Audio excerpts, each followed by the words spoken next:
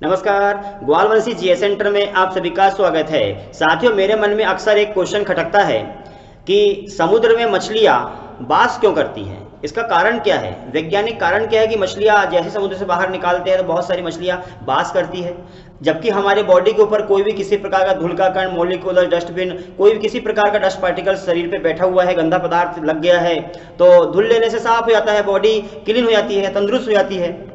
तो जब समुद्र में मछली पाई जाती है तो पानी में डूबी हुई है, फिर गंध क्यों आती है, उससे बास क्यों आती है, कारण क्या है? क्या आपको इसका आंसर पता है?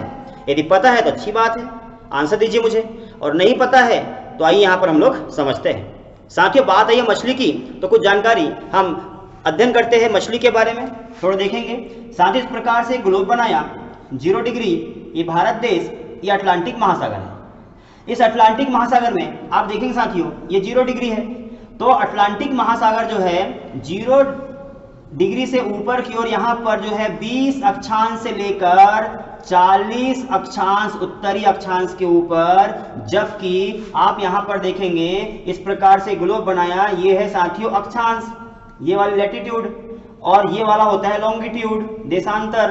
तो क्या होता है, ये जो भाग ये वाला 20 से 40 अक्षांश और ये देशांतर है, तो 35 देशांतर से 75 देशांतर के बीच में जहां पर ये भाग कट रहा है, इस प्रकार से अटलांटिक महासागर है, ये अक्षांश और ये वाला जो है ये देशांतर। यहाँ का जो भाग जो कट रहा है यही भाग, यहीं पर साथियों इसी को कहते हैं सार्गेसम सागर। ये जो सार्गेसम सागर है, यहीं पर दुनिया में सबसे ज्यादा मछलियां पाई जाती है। दुनिया के संपूर्ण देशों में सबसे ज्यादा मछलियां कहाँ पाई जाती है? तो ये है साथियों सार्गेसम सागर। साथियों इसी को बोलते हैं डागर बैंक, और यही वो स्थान है जहां सबसे ज्यादा मछलियां विद्यमान होती है। और साथियों सार्गेसम सागर ही है जहां पर आपको पता है 1912 में टाइटैनिक जहाज डूबा हुआ था।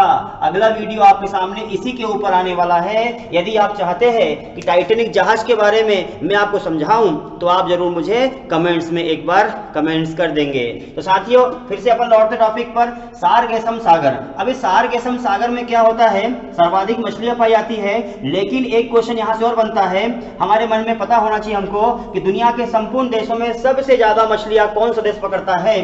तो साथियों ये है भारत का मानचित्र, मध्य प्रदेश, यहां पर है कोरोना का पितामह चाइना, यही साथियों सबसे ज्यादा मछलियां पकड़ने का काम करता है। अच्छा, बात है साथियों मछलियों का, तो एक क्वेश्चन यहां से और बनता है कि सबसे ज्यादा मछलियां सार्गेसम सागर में है, मछलियां पकड़ने वाला देश चाइना है। मछलियां खाती कौन सा पदार्थ है, क्या खाती है, समुद्र में उनको मिलता क्या है? तो क्या होता है साथियों, देखना इस प्रकार से यह है समुद्र। समुद्र की 3 लेयर होती है, एक लेयर इस प्रकार से, दूसरी लेयर यहां पर मैंने बनाया और तीसरी लेयर यहां पर है।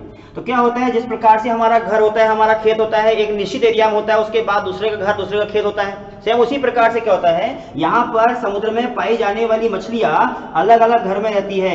यहाँ पर जीव जंतु यहाँ पर अलग प्रकार के रहेंगे, यहाँ इस लेयर में अलग रहेंगे, इस लेयर में अलग रहेंगे। समुद्र की 3 प्रकार की परत होती है। तो साथ ही इसमें क्या होता है, इसी 3 लेयर में अलग अलग प्रकार के घास पाए जाते हैं। कौन से घास? PNB। तो साथियों प्लेक्टन, नेक्टर और बेंथस, प्लेक्टन, नेक्टर, बेंथस 3 प्रकार घास होते हैं। नाम आया है पीएनबी का, तो आपको जैसे ही नाम आता है पीएनबी का पता होना चाहिए। पंजाब नेशनल बैंक 1894 में भारत का पहला ऐसा बैंक बना हुआ था, देसी पूंजी से स्थापित होने वाला भारत का पहला बैंक का नाम है पीएनबी बैंक। और साथियों बात आई है बैंक की, तो 1770 में भारत देश का बना हुआ पहला हिंदुस्तान बैंक था, जो विदेशी पूंजी से बनने वाला देश का पहला बैंक था।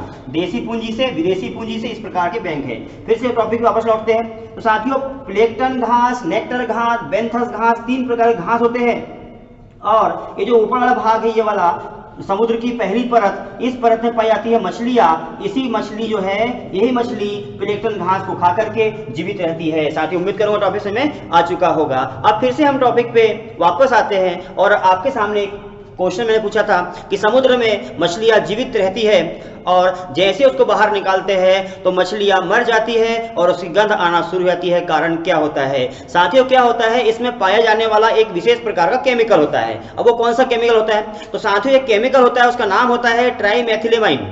ट्राईमेथिलामाइन एन ऑक्साइड नाम का केमिकल रसायन जीव जंतु में पाया जाता है। सभी प्रकार के जीव जंतु, जितने भी समुद्र में पाए जाने वाले जीव जंतु है, सारे के सारे जीव जंतुओं में ट्राईमेथिलामाइन एन ऑक्साइड नाम का केमिकल पाया जाता है। यह केमिकल का काम होता है, जैसे हमारे शरीर में जो मेथिलामाइन नाम का केमिकल है वो नहीं पाया जाता, नहीं पाए जाने से हमारी सेल्स टूटती है और बनती है, हर सेकंड में करोड़ों संख्या में टूटती है और नया बनती है। उसी प्रकार से समुद्र में पाए जाने वाले जीव जंतुओं को जब यूरिया शरीर में आता है, खट्टा पदार्थ आता है, तो उसको बचाने का काम, उससे बचाने का काम ये रसायन करता है और सेल्स को डैमेज नहीं होने देता। ऐसे रसायन का नाम है साथियों ट्राईमेथिलामाइन एन ऑक्साइड। और जैसे ही समुद्र से बाहर निकलती है मछलियां मर जाती है और ट्राईमेथिलामाइन एन ऑक्साइड नाम का जो केमिकल उसमें है, रसायन है, वो रसायन का ही काम होता है कि कोशिकाओं को बना के रखता है, घनिष्ठ बना के रखता है। वो जैसे ही उसके ऊपर कोई अटैक करता है रसायन पदार्थ दूसरा वाला,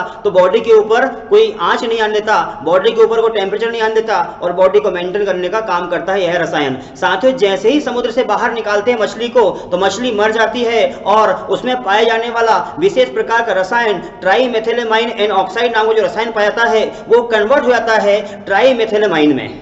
और यह जैसे ही कन्वर्ट होता है कोशिकाएं बढ़ने लगती है, मछली की मृत्यु होती है, जीव जंतु की मृत्यु होती है और वह उसमें से गंध आना शुरू हो जाती है। तो साथियों, गंध आने का एक महत्वपूर्ण कारण होता है इसमें पाए जाने वाला ट्राईमेथिलामाइन एन ऑक्साइड रसायन के कारण ही गंध आती है। उम्मीद करूंगा टॉपिक आपको समझ में आ चुका होगा। साथियों, अगले वीडियो तक के लिए आप सभी का धन्यवाद।